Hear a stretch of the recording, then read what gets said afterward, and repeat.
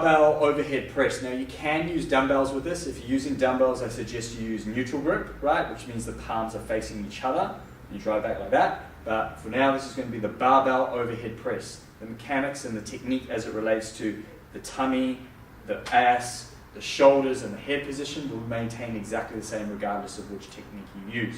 So what I want you to do is you come under the bar like you're going to do a front squat position. So if you haven't seen front squat, you can check the front squat position tutorial.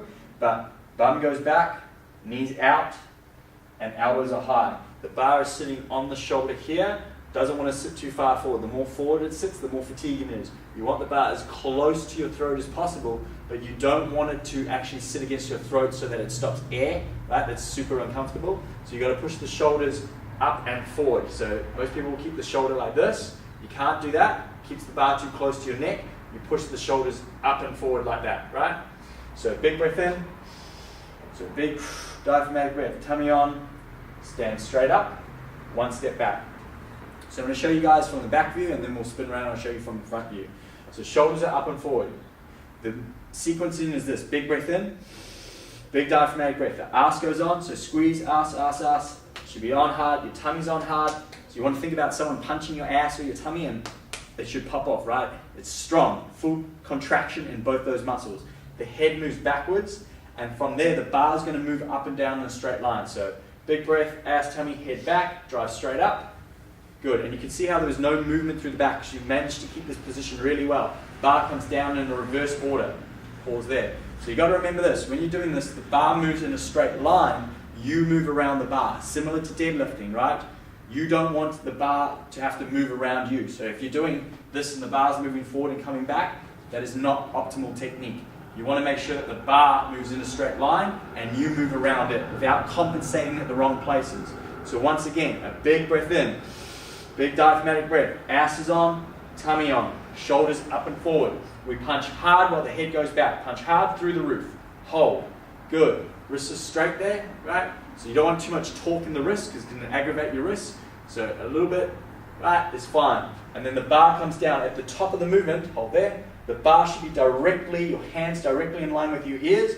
Too far back, you've got too much loading on the shoulders. Too far forward, you've got too much loading on the shoulders. Straight above you with ass on, tummy on is the perfect position with the weight coming straight down. So bar comes down in a straight line. With this technique, you get a rest at the bottom of the position. Right. So if you, however, are struggling with this position, I should also say you have the option of more of a military press. So can you just rack up real quick? So a lot of people struggle to hold this front rack position because they do not have enough top spine mobility, and because you cannot actually have enough wrist mobility, so to get here is a bit of a struggle. So we come under the bar. Good. Down like that. Bum goes back again. Right. This time we're going to hold the bar straight in front of us. So drive up. Okay. Step back. So what you see here is the forearm is straight, right? But the bar is slightly out in front. It's far more fatiguing on the shoulder because you actually have to hold it there. You never get a rest. So right now this deltoid, the front part of the shoulder, is working. The mechanics are exactly the same. So big breath in, ass on, tummy on, head moves backwards, drive up and forward. We want no movement through the low back. There was a little bit too much movement through the low back that time. Wrists are straight. We come straight down in front, but we hold that position. Shoulders are still working. You get no rest here, no reprieve. So big breath in again. Butt, tummy, punch hard. Better. Good. Bar goes straight up above head. That's the best position. Remember, you don't want it forward, you don't want it back. At the top, it should feel pretty comfortable to hold. Right? Even if it's heavy, come forward, bar moves in a straight line. Nice, and we're going to do one more. So same mechanics again. Feet hip width apart. Big breath in with tummy. Ass on, tummy on, head back, punch hard. No movement through the spine, very limited movement through the low spine. Tummy's on still, ass is on still, lower down. Then you get a rest. Tummy and bum get a bit of a rest.